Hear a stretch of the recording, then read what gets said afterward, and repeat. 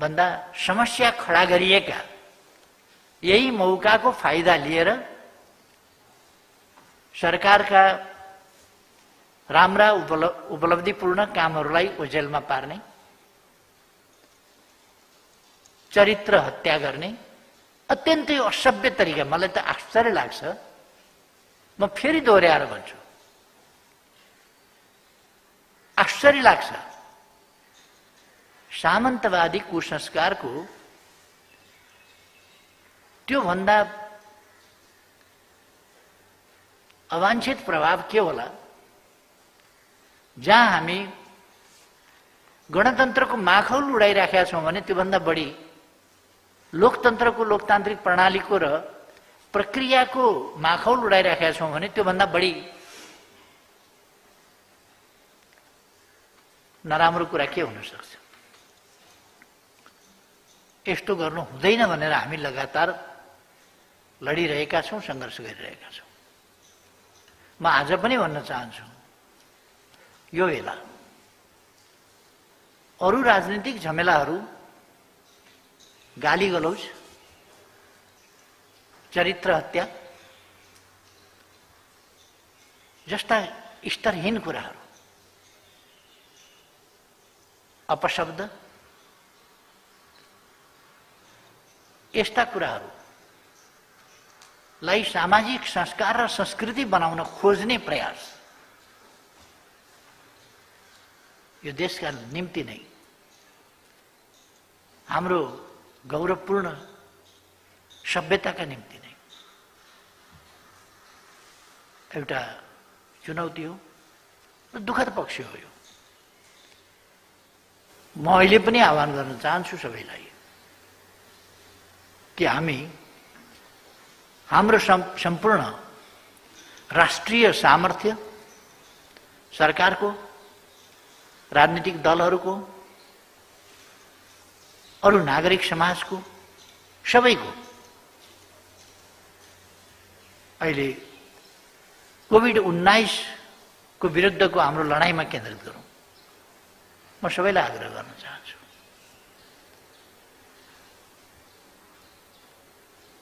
हामी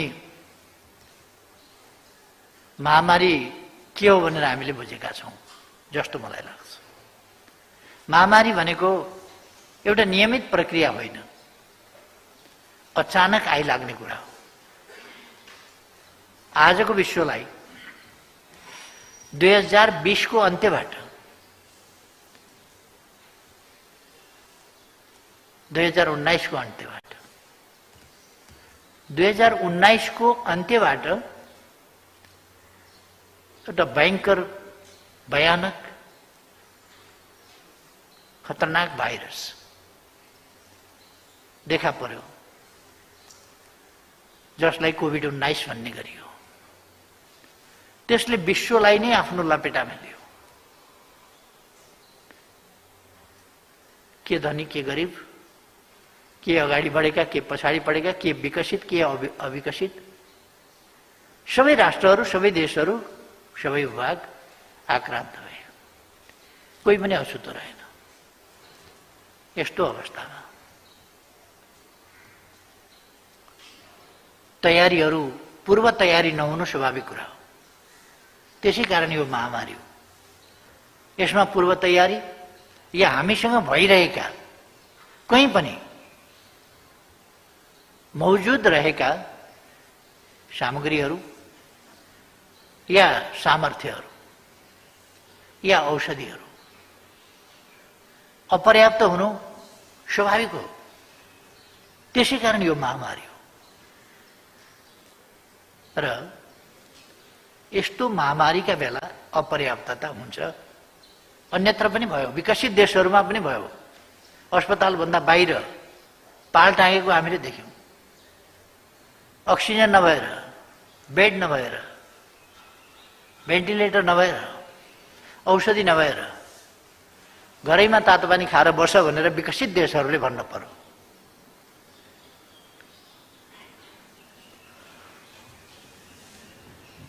सब व्यवस्थापन विकसित राष्ट्रहरूलाई पनि ठूलो समस्याको रूपमा आइपर्यो। मानिसहरूको निधन हुनभन्दा पहिले सब व्यवस्थापनका लागि खाल्टा खनेर ठिक पारिराख्नुपर्ने र त्यो ठूलो संख्यामा त्यस्ता कामहरू गरिराख्नुपर्ने अवस्थामा विश्व गयो। त्यसको असर स्वाभाविक रूपमा हाम्रो जस्तो स्वास्थ्य सामर्थ्य कम रहेको देशमा त्यसको नकारात्मक असर पर्नु अथवा त्यो हाम्रो मौजुदा सामर्थ्यभन्दा बाहिर रहनु अस्वाभाविक होइन। भयो पनि त्यस्तै, तर हामीले त्यसलाई म्यानेज गर्यौं। हामीले ठिकै विधि अपनायौं। सुरुमै लकडाउन गर्यौं, नत्र पहिलोपल्टै हामी नराम्रोसँग आक्रान्त भइसक्थ्यौं। त्यसबाट जोगिन हामीले सुरुमै लकडाउनको विधि, सामाजिक दूरीको विधि, मास्क लगाउन सिकाउने कुरा, हात धुन सिकाउने कुरा देखि लिएर थुप्रै कुराहरू हामीले कडाइका साथ कार्यान्वयन गर्दै गयौं, जसले गर्दा त्यो धेरै विकराल ढङ्गले फैलिन सकेन। अलिक हामीले नियन्त्रणै गर्यौं। पछिल्लो अवधिमा राजनीतिक र धार्मिक वा सांस्कृतिक कारणहरूले, देशभित्र र देश बाहिरका कारणले, खुला सीमा भएका कारणले र अब कोभिड शान्त भयो, जाँदैछ अथवा गइसक्ने भयो, अब केही समस्या छैन भन्ने चाहिँ जनस्तरमा पनि त्यस प्रकारका लक्षणहरू देखिने कारणले र हामी देख्छौं खुल्ला सिमानाको कारणले जति बेर हाम्रो छिमेकमा त्यो माथि जान्छ त्यसको ग्राफ, हाम्रोमा पनि ग्राफ माथि जान्छ, उनीहरूको तल झर्यो भने हाम्रो पनि तल झर्छ। यी सबै कारणहरू पनि हामीले देखेका छौं र हामीले आउने कुरालाई रेगुलेट गर्न खोज्दा, नियन्त्रित नियमित गर्न खोज्दा गत वर्ष झण्डा लिएर नेपालीहरूलाई घर फर्किन दिनुपर्छ, फर्काउनुपर्छ भन्ने अरू कुरा छैन, लोकप्रिय हुन खोज्ने कतिपय नेताहरू आफै बस व्यवस्थापन गरेर मान्छेहरू ओसार पसार गर्न कसिनेर कसले रोक्दो रहेछ हेरौँ भनेर कराउने, जसो पाए त्यसो गराउने। जनताको जीवन पहिलो कुरा हो, जीवन रक्षालाई पहिलो प्राथमिकता दिनुपर्छ भन्ने हाम्रो दृष्टिकोण र हाम्रो नीति। त्यसलाई पनि होइन भनेर टक्कर दिन खोज्ने, तर्कका लागि तर्क गर्ने खालका प्रवृत्तिहरू पनि देखा परे। जे होस्, हामीले त्यसलाई नियन्त्रण गर्दै लगेका थियौं। फेरि यो दोस्रो वेभ आयो र यस दोस्रो वेभमा विभिन्न प्रकारका न्यू भेरिएन्ट्स देखा परे र हामी त्यसको पनि सामना गर्न स्वाभाविक रूपमा ठूलो मात्रामा चाहिँदा अक्सिजनको कमी भयो, ठूलो मात्रामा चाहिँदा अक्सिजन सिलिन्डरको कमी भयो, ठूलो मात्रामा ल्याउनु पर्दा ट्याङ्करहरूका कमी भए, ठूलो मात्रामा चाहिँदा आइसियु बेडहरूको कमी भयो। तर यस्ता कुराहरूलाई हामीले क्रमशः समाधान गर्दै गयौं र अब सिलिन्डरको समस्या समाधान भएको छ। अब अक्सिजनको लगभग समस्या समाधान भएको छ, लगभग। भेन्टिलेटरको पनि समस्या छैन र हामी बाहिरबाट यी चिजहरूको आपूर्ति गरिराखेका छौं, ल्याइराखेका छौं। सिलिन्डर प्लेनमा राखेर हामीले ल्यायौं। आकस्मिक रूपमा हामीलाई कठिनाई बेहोर्नु पर्दा प्लेनमा राखेर ल्यायौं, जसबाट एउटा सिलिन्डरको मूल्य मात्रै पनि 50,000 पर्न गयो। तर पनि जनताको ज्यान जोगाउनु महत्त्वपूर्ण कुरा भएको हुनाले हामीले त्यस कुरामा ध्यान दियौं। अब स्थिति लगातार बढ्ने कुराबाट एउटा ग्राफ चाहिँ लगातार माथि जाने कुराबाट अब 1300 लागेको छ र हामी ठानिरहेका छौं केही दिनभित्र हामी त्यसलाई ओह्रालो लगाउन सक्छौं। यसमा हामी ध्यान दिन जरुरी छ। हामीले हाम्रोमा भ्याक्सिन बनेको थिएन, बन्दैन अहिले पनि। र हाम्रो जस्तो सानो देशले भ्याक्सिन आफै बनाउने कुरातिर लाग्यो भने त्यो धेरै समय लाग्न सक्थ्यो र त्यो ठूलो खर्चको विषय पनि बन्न सक्थ्यो। त्यो भन्दा हामीले भ्याक्सिन हाम्रो रिसर्चको क्षमता, हाम्रो साधन स्रोतको क्षमता, हाम्रो तत्सम्बन्धमा भ्याक्सिन उत्पादन गरेका अनुभवहरूको सीमितता जस्ता कुराहरूको कारणले हामीले भ्याक्सिन तत्काल सम्भव थिएन। तर हामीले भ्याक्सिन उत्पादक देश भारत, उसले लगाउन सँगसँगै हामीले पनि लगाउन सुरु गर्यौं र दक्षिण एसियामा भारतपछि हामी पहिलो देश नै हौं जसले भ्याक्सिनको खोप सुरुवात गर्यो। अन्यत्र भ्याक्सिन पुगेकै थिएन। हामीलाई मित्रराष्ट्र भारतले 10 लाख खोप अनुदानमा दियो, मित्रराष्ट्र चीनले 8 लाख खोप अनुदानमा दियो र अरु हामी किन्ने प्रयासमा लाग्यौं र 20 लाख हामीले भारतबाट ल्याउने भनेर भुक्तानी पनि गर्यौं। तर 10 लाख आउन सक्यो, अरु विभिन्न कारणहरूले त्यहाँ व्यवधान पैदा भयो। बाह्य भनिए जस्तो, हल्ला चलाइए जस्तो होइन, केही त मिशन पत्रकारितावाला छन् जसको काम उपलब्धि देख्दै नदेख्ने, उपलब्धिको चर्चै नगर्ने, उपलब्धिको बारेमा चर्चै नगर्ने र कमजोरी कहाँ छ त्यो मात्रै चर्चा गर्ने, छैन भने बनावटी कमजोरीको चर्चा गर्ने, अन्तर कुन्तरबाट कहीँ मार्मिक कहानीहरू बनाउने, निकाल्ने। यस्ता बेलामा स्वाभाविक रूपमा मार्मिक स्थिति बन्छ पनि। मानिसहरूको निधन भइरहेको छ, मार्मिक स्थिति बन्छ। त्यस मार्मिक स्थितिको चित्रण गर्ने, त्यस्तो मार्मिक स्थिति अब आउन नपाओस् भनेर प्रयास गर्ने वा त्यस्ता प्रयासहरूलाई साथ दिने होइन कि त्यो मार्मिक स्थितिमा त्यसलाई पनि आफ्नो स्वार्थमा प्रयोग गर्ने। त्यो खालका प्रवृत्ति बोकेका केही त छँदैछन्, त्यस्ता तत्त्वहरू, त्यस्ता शक्तिहरू, त्यस्ता व्यक्तिहरू छँदैछन्। हामी अहिले पनि अरू स्वास्थ्य सामग्रीहरू, किट्सहरू, मास्क, ग्लोभ्स, पीपीई अथवा अरू स्वास्थ्य सामग्रीहरू, औषधि, cylinder, oxygen, ventilator, scan machine लगायतका सामानहरू पुग्ने,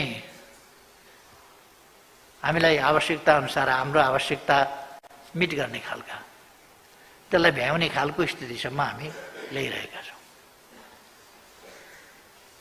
अब हाम्रो ध्यान फेरि पनि रोग सर्न नपाओस्, पहिलो ध्यान त्यसमा।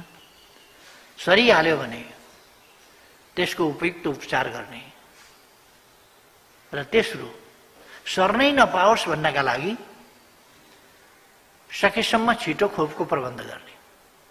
यसका निम्ति हामी भारतसँग, चीनसँग, संयुक्त राज्य अमेरिकासँग, बेलायतसँग लगायत विभिन्न देशहरूसँग, रुससँग कुराकानी गरिरहेका छौँ र हाम्रो भ्याक्सिन ल्याउने प्रयास जारी छ। हामी विश्वस्त छौँ निकट भविष्यमा हामी भ्याक्सिन ल्याउँछौँ।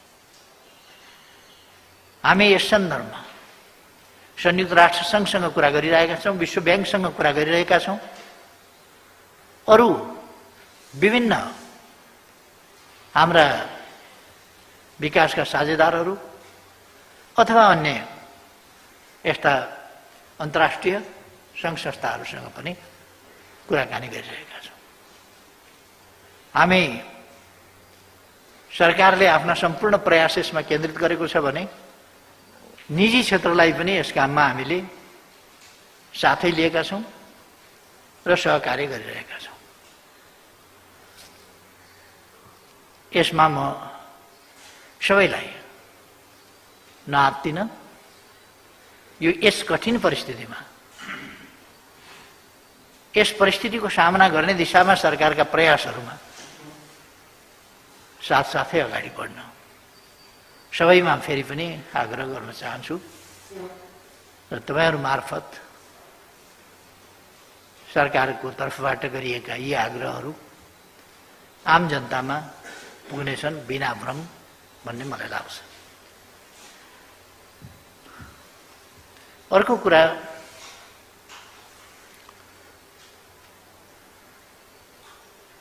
देशमा राजनीतिलाई हामीले ल्याएको लोकतान्त्रिक प्रणाली,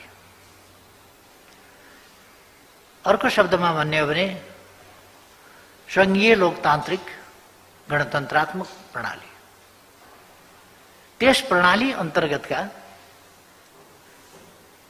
काम कारबाहीहरू, त्यस प्रणालीलाई व्यवस्थित गर्न र मुलुकलाई सुशासनयुक्त ढङ्गले विकासको बाटोमा अगाडि बढाउनका लागि त्यसलाई सुप्रबन्ध गर्न र सुसञ्चालन गर्नका लागि संविधान सभाबाट हामीले संविधान बनायौँ र अब देशलाई संविधानको सृजनात्मक प्रयोग गर्दै लोकतन्त्रको सही ढङ्गले उपयोग गर्दै जनताका समस्याहरू समाधान गर्दै सामाजिक सुव्यवस्था र सुशासन कायम गर्दै विकासको बाटोमा अगाडि बढ्नुपर्ने आवश्यकता आजको आवश्यकता हो। हामीले संविधान जारी भएपछि निर्वाचन गर्यौं। अहिलेको सरकार वा सरकारको नेतृत्व वा अहिलेको सरकार सञ्चालन गर्ने पार्टी, यसले आयोजना वा सञ्चालन गरेको निर्वाचन होइन, अहिलेको प्रतिपक्षीय दलको नेताको नेतृत्वमा प्रतिपक्षीय दलहरू सहभागी भएको सरकारले गराएको निर्वाचनबाट झन्डै 2/3 हैसियत प्राप्त गरेर जनताको अभिमतबाट संविधान सम्मत ढङ्गले यो सरकार बन्यो। तर लोकतन्त्र सिद्ध्याउनै हिँडेका शक्ति हिंसाको बाटोबाट देशमा हिंसा फिजाउन हिँडेका शक्ति फिजाउन हिंसालाई निरन्तरता दिन नसक्ने भएपछि शान्तिपूर्ण बाटोमा आउनु एउटा कुरा हो र शान्तिपूर्ण हिंसाको बाटोबाट सत्ता कब्जा गर्न नसकेपछि, कब्जा म यहाँ यो शब्दलाई फेरि दोहोऱ्याएर भन्न चाहन्छु, हिंसाको बाटोबाट लोकतन्त्रका विरुद्ध, लोकतान्त्रिक प्रणालीका विरुद्ध, संवैधानिक र शान्तिपूर्ण बाटोहरूका विरुद्ध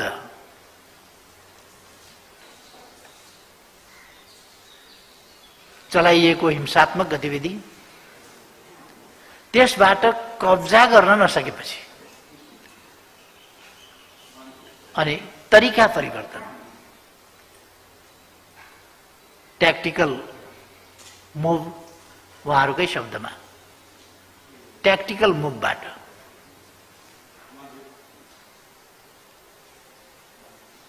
शान्तिपूर्ण ढंगले लोकतान्त्रिक प्रक्रियामा आउन बाध्य भएपछि त्यस बाटोबाट फेरि कब्जा गर्ने नीति कायम रहनु त्यो बुझ्न सकिन्छ। केही कुनै पक्षको त्यो नीति हुनु धेरै अनौठो होइन। उहाँहरू त लोकतन्त्रका विरुद्ध हिँड्नै भएको हो। उहाँहरू हिंसाको मार्गमा हिँड्नै भएको हो। लोकतन्त्रलाई सिद्ध्याउनकै लागि लाग्नु भएको। अरू के का लागि लाग्नु भएको थियो? लोकतान्त्रिक प्रणाली थियो। संवैधानिक बाटोबाट चाहेका कुराहरू प्राप्त गर्न सकिने बाटाहरू खुल्ला थिए। फेरि पनि के का लागि हिँड्नु भएको थियो भन्दा लोकतान्त्रिक प्रणालीका विरुद्ध बलजफ्ती सत्ता कब्जा गर्ने र तानाशाही शासन चलाउने उद्देश्यका साथ हिँड्नुभएको थियो। त्यो सम्भव नभएपछि पैतडा बदल्नुभयो। उहाँहरूले तरिका बदल्नुभयो। यो त एउटा कुरा हो। तर लोकतान्त्रिक शक्तिहरू पनि संवैधानिक बाटो जनताको सार्वभौम सत्ता र जनताको अभिमतबाट जनताको आदेशबाट शासन प्राप्त गर्ने वा सरकार बनाउने र सञ्चालन गर्ने बाटो यो लोकतान्त्रिक बाटो हुनुपर्दछ। शान्तिपूर्ण बाटो हुनुपर्दछ र त्यस अन्तर्गत त्यो प्रक्रियाबाट अगाडि बढ्नुपर्छ भन्ने कुरा छोडेर अहिले त आफूलाई प्रजातन्त्रवादी भन्ने पार्टी भने प्रचण्ड पथ अंगीकार गरेर कुदे जस्तो लाग्छ। कब्जाको बाटो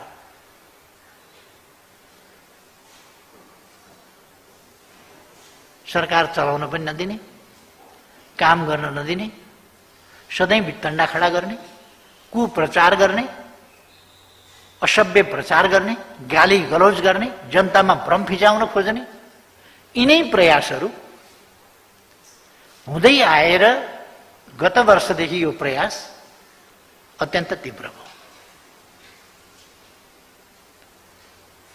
मलाई ताज्जुब के लाग्यो भने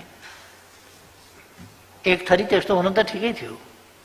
आफूलाई प्रजातान्त्रिक शक्ति भन्नेहरू पनि अब मैले नेपाली कांग्रेसका प्रतिनिधि सभा कायम रहेका बखत शायद प्रमुख सचेतक कि सचेतक के हो पुष्पा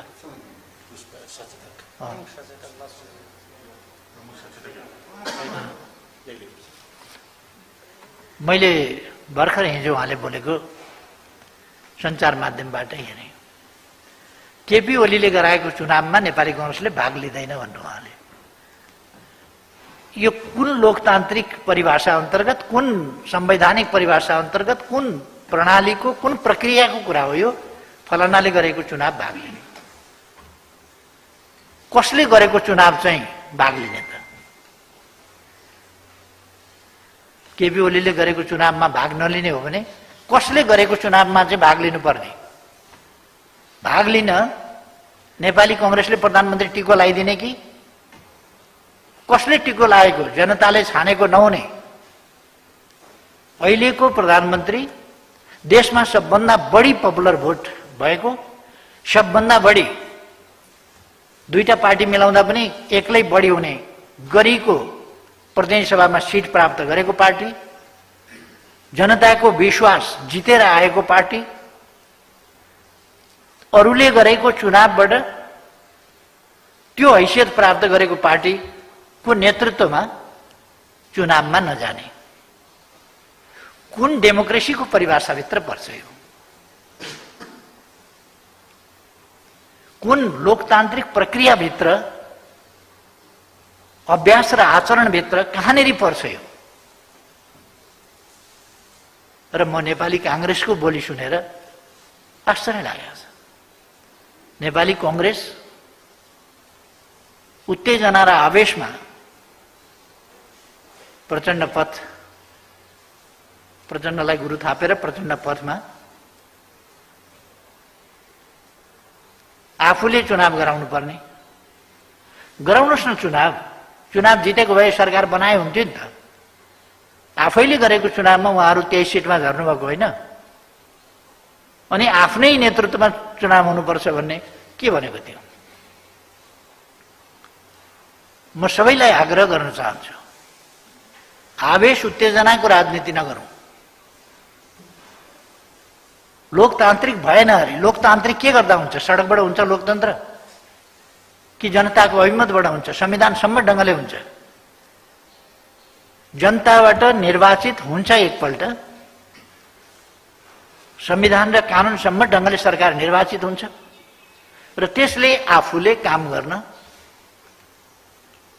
पाउँछ र गर्छ। उसले आफ्ना कर्तव्य पालना गर्छ। होला उहाँहरूलाई प्रधानमन्त्री बन्न मन थियो होला, किर्ते नामहरू लिएर राष्ट्रपति कहाँ जानु, अरू पार्टी फुटाएर लोकतान्त्रिक अभ्यासका नाउँमा एकजना प्रधानमन्त्री हुनका लागि जान अरू पार्टीहरूभित्र बागी विद्रोही सृजना गर्नु एउटा पार्टीमा मात्रै होइन, नेकपा एमालेका केही तत्त्वहरूलाई उकासेर कोही सही गराएर कोही कृत्य सही गराएर के हो धेरैले वक्तव्य दिएकोबाट मैले पनि सञ्चार माध्यमबाट थाहा पाएँ। हामीले नेपाली कांग्रेसका सभापति शेरबहादुर देउवालाई प्रधानमन्त्री बनाउन कुनै सही गरेका छैनौँ, कुनै समर्थन गरेका छैनौँ भनेर धेरैले गरेका प्रतिक्रिया, टिप्पणी र वक्तव्य ती दुनियाँले हेरेकै छ।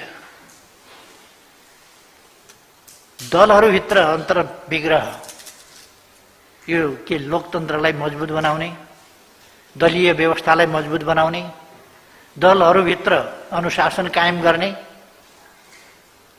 लोकतन्त्र भनेको एउटा अनुशासित प्रणाली हो, एनार्किजम होइन। मैले अस्ति पनि भने लोकतन्त्र अराजकता होइन, अनुशासनहीनता होइन। र हामी कसैले पनि, म फेरि पनि भन्न चाहन्छु, हामी कसैले पनि लोकतन्त्रमा क्षणिक स्वार्थका लागि अनुशासनहीनता, अराजकता, दलीय अनुशासन, दलीय प्रणाली, दलीय पद्धति, कानुनी प्रक्रिया विपरीतका स्वेच्छाचारी, बिकाऊ प्रवृत्ति, विभिन्न प्रकारका लोभपापको प्रयोग गरिने वा त्यस प्रयोगको फन्दामा पर्ने खालका परिपाटी लोकतन्त्रमा यी कुराहरू गर्नु हुँदैन। यदि हामी लोकतन्त्रलाई एउटा उत्तम व्यवस्था मान्छौँ भने र यसको सुरक्षा, यसको स्वस्थताका साथ समाजलाई अगाडि बढाउने कुरामा लोकतन्त्रको स्वस्थताको आवश्यकता महसुस गर्छौँ भने यस्ता अवाञ्छित अभ्यासहरू हामीले त्याग्नु पर्दछ। यी स्वीकार्य हुन सक्दैनन्, ग्राह्य हुन सक्दैन। नेकपा एमालेका विरुद्ध, नेकपा एमालेको विरुद्धमा सिग्नेचर गरेर जाने व्यक्तिहरूलाई उच्च सम्मान, उच्च मर्यादा बखप गरेको छ। यो खालको शैलीले लोकतन्त्र कहाँ पुग्छ? जसपाबाट 32 जना सांसद भएका ठाउँमा 12 जनालाई हस्ताक्षर गराएर, पार्टी अनुशासन तोडाएर, विभिन्न खालका अनुचित हत्कण्डाहरू प्रयोग गरेर यो परिपाटी बसाउँदै जाने हो भने हामी कहाँ पुग्छौँ? र म नागरिक समाजका मूर्धन्य हौं भन्ने बुद्धिजीवी साथीहरूलाई पनि आग्रह गर्न चाहन्छु कि हामीले यस्तै कुरालाई बढावा दिने हो, यस्तै अभ्यास लोकतन्त्रका अभ्यास हुन्। किन यस्ता अभ्यासहरूको सम्बन्धमा बुद्धिजीवी, म सबै बुद्धिजीवीलाई पनि राखेको छैन, केही बुद्धिजीवी साथीहरू यस्ता कुराहरूको, अनुचित कुराहरूको विपक्षमा किन चुइक्क बोल्न सक्नुहुन्न? यस्ता कुराहरू ग्राह्य छैनन्, स्वीकार्य हुँदैनन् लोकतन्त्रमा किन भन्न सक्नुहुन्न? दलीय पद्धतिमा, दलीय अनुशासनको महत्त्व हुन्छ र पालना गर्नुपर्छ। दल छोड्ने, छान्ने, अर्को बनाउने अधिकार छ, तर त्यसको विधि हुन्छ। त्यही दलभित्र बसेर अनुशासन उल्लङ्घन गर्नु यो किमार्थ शोभनीय हुन सक्दैन, उचित हुन सक्दैन। यसर्थ म सबैलाई आग्रह गर्न चाहन्छु, यस्तो कब्जा गर्छौँ भन्ने कुरा, आफूले भने जस्तो भएन भने प्रतिगमन भयो भन्ने कुरा, आफूले भने जस्तो भएन भने कु भयो भन्ने कुरा। कु भनेको के हो देख्नुभएको छ, बुझ्नुभएको छ साथीहरूले कि यत्तिकै भन्नुभएको छ रिस उठेर? के बर्मा जस्तै भएको हो नेपालमा? अथवा कु केलाई भनिन्छ? संविधान अनुसार अगाडि बढ्दा कु हुन्छ? संविधानको पालना गर्दा कु हुन्छ? लोकतान्त्रिक अभ्यास गर्दा कु हुन्छ? जब संसदको मौजूदा गणित उपयुक्त रहन सकेन र त्यो देशको आवश्यकतालाई पूरा गर्न सकेन, देशको आवश्यकता र संसदको मौजूदा गणितका बीचमा ठूलो ग्याप भयो। मैले पहिले पनि भनेको थिएँ, त्यो कुरा त अहिले त पुष्टि भयो। संसदको मौजूदा गणित फोहोरी खेलको माध्यम भयो एउटा। पल्ला घरको नरे पल्ला घर सरे, पल्ला घरको नरे वल्ला घर सरे, यस दलकोले उस दलकोमा सही गरेको छ। दलीय अनुशासनको कुनै अर्थ छैन, बिकेको छ। बिकेर विपक्षी दलको, आफ्नो दलको प्रधानमन्त्री हटाउने र विपक्षी दलको प्रधानमन्त्री बनाउने भनेर कुदेको छ। कि पवित्र गौदान गर्न कुद्या होला? निशुल्क परोपकार यो फिलान्थ्रोपिक काम होला कि त्यसका पछाडि केही होला? जे होस्, अहिलेको वर्तमान प्रतिनिधि सभा जो भर्खरै विघटन भयो, तबसम्मको प्रतिनिधि सभा अथवा त्यसको संख्या, त्यसको गणित कतिसम्म डिजेनेरेट भइसक्यो, कतिसम्म अशक्त भइसक्यो, कतिसम्म भद्रगोल भइसक्यो भन्ने कुरा त हालैका स्थितिले देखा परे। मैले दलको अध्यक्ष र संसदीय दलको नेताको हैसियतले मसँग रहेको 121 सिट र पार्टीको अध्यक्ष महन्त ठाकुर जी र उहाँको संसदीय दलका नेता राजेन्द्र महतोजीको हस्ताक्षर सहितको समर्थनमा 153 सिटको दाबी लिएर म सम्माननीय राष्ट्रपतिज्यू कहाँ गएँ। संसद विघटन नहोस्, वैकल्पिक सरकार दिन सकियोस्, अरूले दिन सक्ने स्थिति रहेन। त्यसो भने मै वैकल्पिक सरकार 5 अनुसारको पनि मै दिन्छु।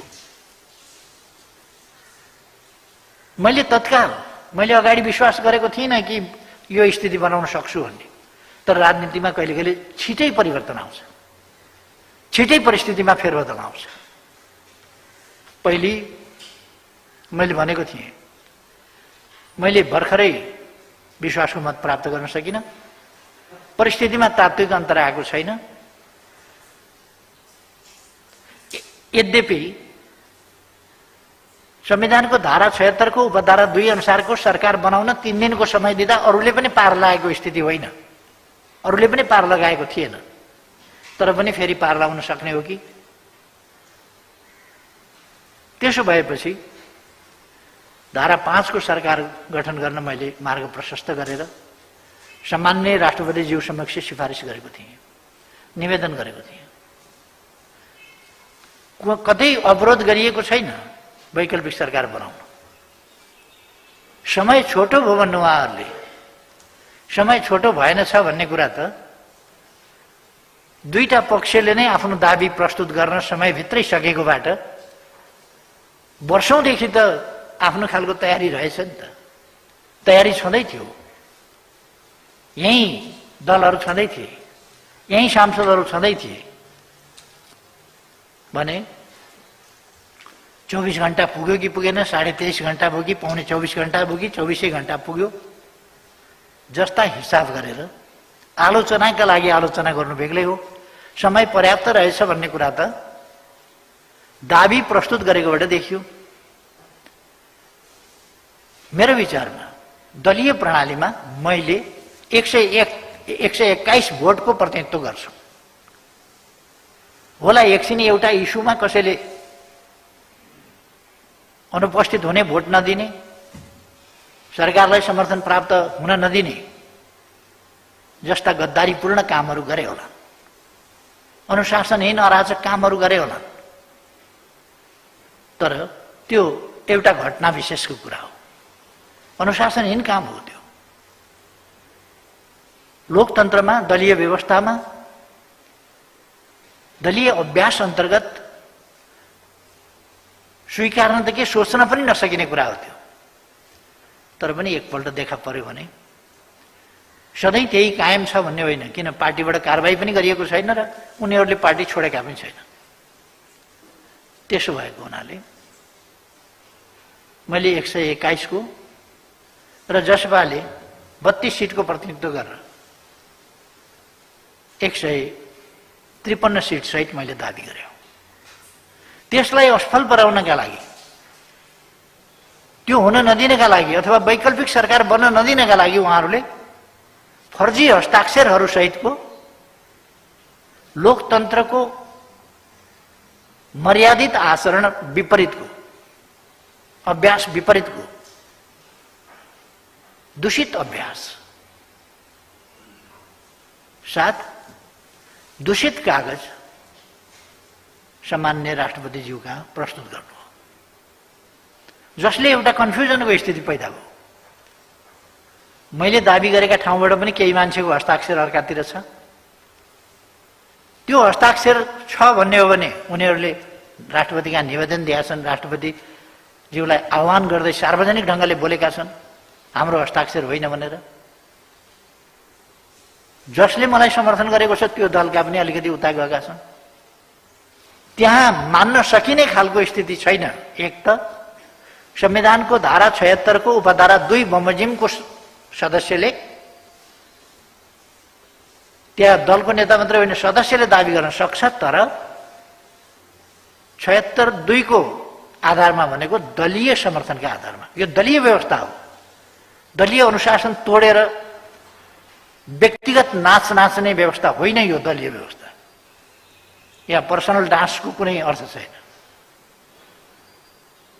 लोकतन्त्र एउटा अनुशासित, मर्यादित र सामूहिक प्रणाली हो।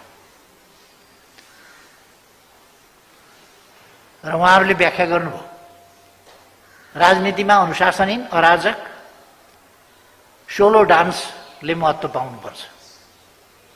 तर त्यस्तो होइन, यो दलीय प्रणाली अन्तर्गतको कुरा हो। तर उहाँहरूले कन्फ्युजन खडा गर्नुभयो, जसले गर्दा मेरो दाबी पनि भरपर्दो, राष्ट्रपतिजीले भरपर्दो ठान्न सक्नु भएन उहाँहरूकै कारणले। संविधानको धारा 5 अनुसारको सरकार बन्न नसकेपछि संविधानमा के छ त? संविधानको धारा 76 को उपधारा 5 अनुसारको सरकार बन्न प्रधानमन्त्री नियुक्त हुन नसकेमा अर्को कुनै विकल्प छैन। प्रधानमन्त्री नियुक्त हुन नसकेमा प्रधानमन्त्रीको सिफारिसमा राष्ट्रपतिले प्रतिनिधि सभाको नयाँ निर्वाचनका लागि मिति तोक्नेछ। प्रतिनिधि सभा विघटन गरी नयाँ निर्वाचनका लागि मिति तोक्नेछ। संविधानको व्यवस्था यो हो। कु कहाँनेरि भयो त्यहाँ? बुद्धिजीवी, केही बुद्धिजीवीहरू नरानदेखिको बल लगाएर बुद्धि र प्रतिष्ठाको मिसयुज गरेर अपव्याख्यामा उर्लिनु दुःखको कुरा हो। लोकतन्त्रमा यस्तो हुनु हुँदैन। हाम्रो निष्ठा लोकतन्त्रप्रति हुनु पर्यो, हाम्रो निष्ठा संविधानप्रति हुनु पर्यो, हाम्रो निष्ठा देश र जनताप्रति हुनु पर्यो। संविधानमा एउटा व्यवस्था छ अनि त्यस व्यवस्थाको अपव्याख्या गरेर संविधानप्रति निष्ठा नराखेर अन्यथा काम गर्ने कुरा बिल्कुलै उचित होइन, हुन सक्दैन। अब मुद्दा फेरि हाल्छौँ भनेर मोर्चा कसेर मुद्दा हाल्ने अरे। सच्चाइका लागि एकजनाले मुद्दा हाले पनि कुरा त्यही हो, धेरैवटाले गरेर मुद्दा हाले पनि त्यही हो, धेरैले सही गरेर मुद्दा हाले पनि त्यही हो। सच्चाइ सच्चाइ नै हुन्छ। त्यसकारण धेरैले मोर्चा कसेर बल पुर्याएर लडाईँमा, हतियारका लडाईँमा, बलका लडाईँमा मोर्चा कस्ने कुरा, यस्ता कुराको अर्थ हुन्छ। न्याय प्राप्त गर्ने कुरामा मोर्चा कस्नुको कुनै अर्थ हुँदैन। न्यायलाई मोर्चाले, दबावले, प्रचारको उपचारले प्रभावित गर्न सक्दैन, गर्न हुँदैन। र म विश्वास गर्छु संविधानको धारा 5 अन्तर्गतको सरकार बन्न समय दिएर दाबी पनि परेर दाबी सदर हुन नसक्ने अवस्था देखेर राष्ट्रपतिज्यूले आफूले राष्ट्रपतिको अधिकारको प्रयोग अन्यत्र गर्ने संविधानमा व्यवस्था म देख्दिन।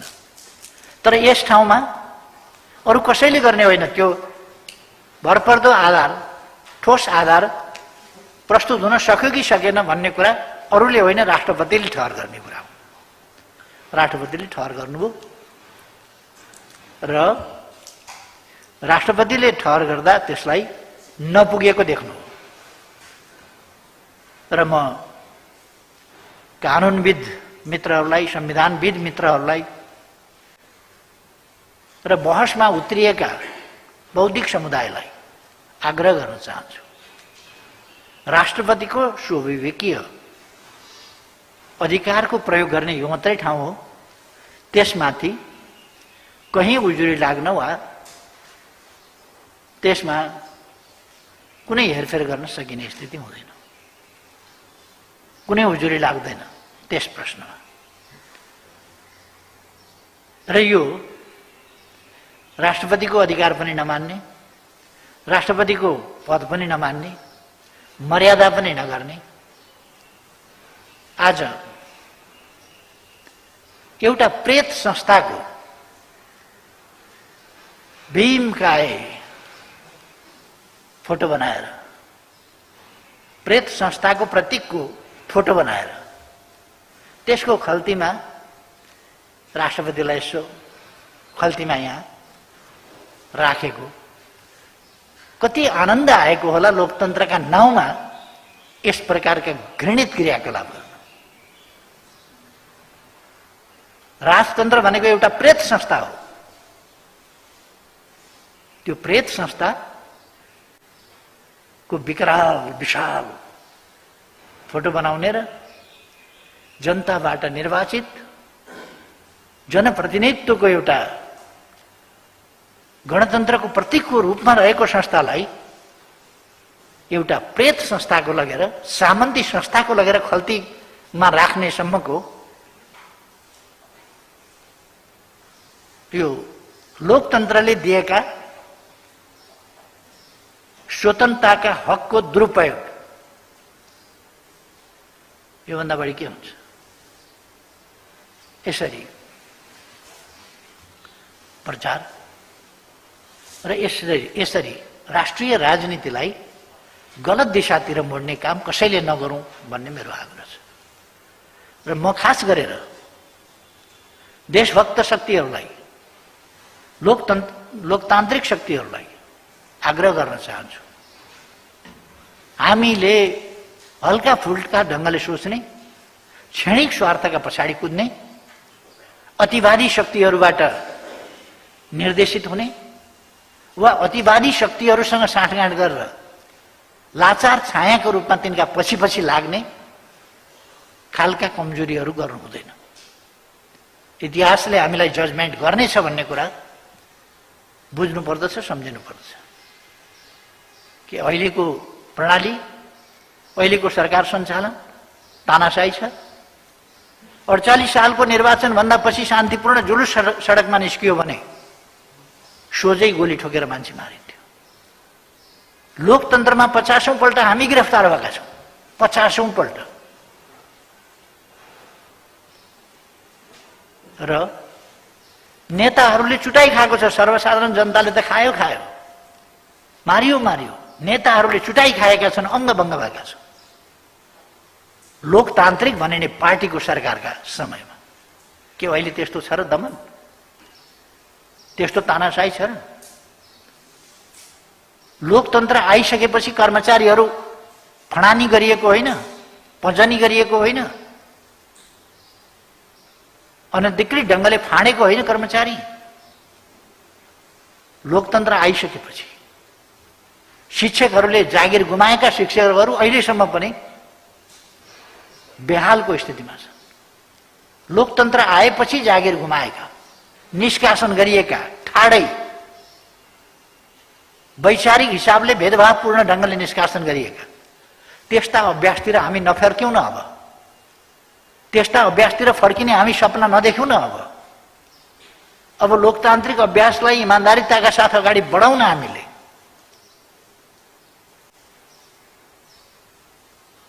अनि कुनै अस्पताललाई चाहिए होस् कि नहोस्,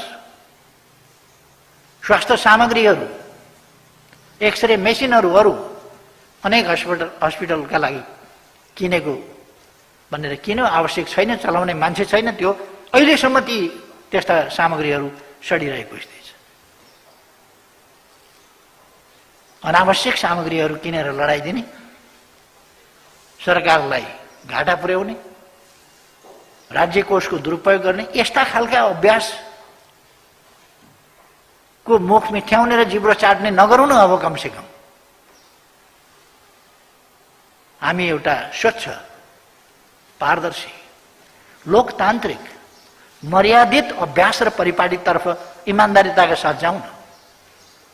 म सबैलाई आग्रह गर्न चाहन्छु र म आफू भन्न चाहन्छु, अहिले म यस्तो कुराहरूमा अल्मलिन चाहन्न, म कोभिड-19बाट मारमा परेका जनतालाई कोभिड-19 को मारबाट सकेसम्म छिटो मुक्ति दिलाउने आफ्ना प्रयासमा केन्द्रित छु र रहनेछु। मलाई तान्ने कोसिस भइरहेछ, मुद्दा हाल्ने, फिराद पत्र लेख्न लाउने। म कोभिडका विरुद्ध लडौँ कि 150 मुद्दाका 150 फिराद पत्र लेखेर बसौँ? अनि कुरा गफ गर्दा जनताका र लोकतन्त्रका कुरा गर्ने, तर जनताको चिन्ता छैन, लोकतन्त्रको चिन्ता छैन, जनताका समस्याका चिन्ता छैन। त्यस्तो खालको स्थिति नगरौँ भन्ने मेरो सबैलाई आग्रह छ। अब म साथीहरूलाई भन्न चाहन्छु, यस्तो अवस्थामा पनि हामी बेरोजगारी बढ्न नपाओस्, मूल्यवृद्धि हुन नपाओस्, कालाबजारी हुन नपाओस्, जमाखोरी हुन नपाओस् र जनतालाई थप कष्ट हुन नपाओस्, आपूर्ति व्यवस्थामा तलमाथि पर्न नपाओस्, उपभोग्य वस्तु र सामग्रीहरूको अभाव हुन नपाओस्, यस कुरामा मेरो ध्यान केन्द्रित छ। समाज स्मूथली चलोस्, उद्योग धन्दाहरू मिलाइकन पनि हामी सामाजिक दूरी कायम राखेर, स्वास्थ्य सम्बन्धी नियमहरू पालना गरेर भए पनि आर्थिक जनजीवनलाई पनि सामाजिक जनजीवनलाई पनि सकेसम्म सहज र स्वाभाविक ढङ्गले सञ्चालन गरौँ।